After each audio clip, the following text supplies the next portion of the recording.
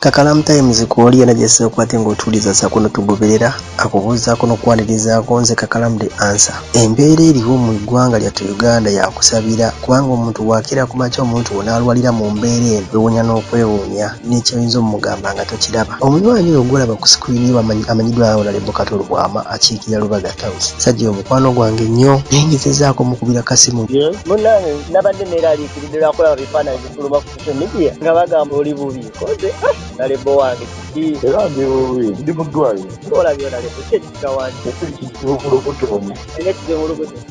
ati embeera eri etya kati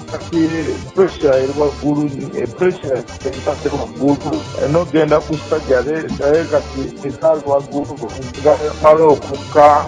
ke bankoleko olabye naye nga nja kuba bulungi era kati waawe ebintu byetaaga bugumu bw'otoguma Nalebo oli mu ddwaliro eddwaliro kano yabatake Uganda baliyita Medipal atwongere okusalirawo Nalebo mwebali nnyo Badde njogerako naye naye ng'embeera olaba nedda Gayi Honorable atulaga nti ali mu ddwaliro bino byonna biri mu maaso bigenda mu maaso ye ali mu ddwaliro Yetaga Ssala yammwe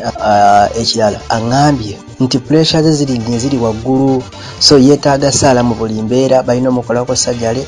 pressure ziri waggulu tasala mutwala mu theatre ali mu kaseera kazibu nnyo so yeetaaga Ssala zammwe embeera yeeyongedde okubeera embi agamba ali mu ddwaliro ly'abataki balimu ne bannayuganda naye bataki be basingamu obungi so embeera bwetyo bweri ekikulu mu byonna kugamba bugambe nti mumusabire wabula si birungi kutwalize lwamu. Honorable Kato Lubwama ali mu ddwaliro embeera si nnungi atuwuliriza atakumira pera kunkumire. Bye bye.